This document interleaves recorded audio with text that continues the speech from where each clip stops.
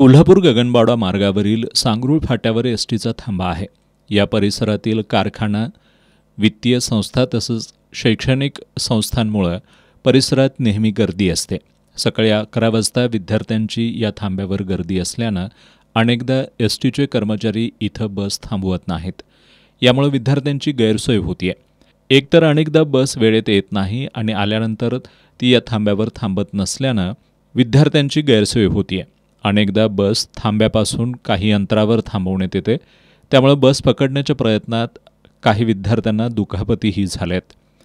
बस पकडण्याच्या प्रयत्नामध्ये मोठी दुर्घटना घडण्याची शक्यतासुद्धा नाकारता येत नाही.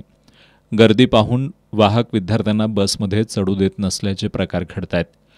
विद्यार्थ्यांना यामुळे घरी पोहोचायला वेळ होत असल्यानं पालकही चिंता व्यक्त करतात.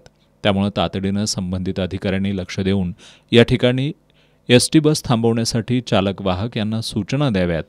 एसटी महामंडळानं सकाळी 11 ते 4 या कालावधीत या मार्गावरील एसटीच्या फेऱ्या वाढवाव्यात, अशी मागणी विद्यार्थ्यांसह अन्य प्रवाशांमधून होतीये.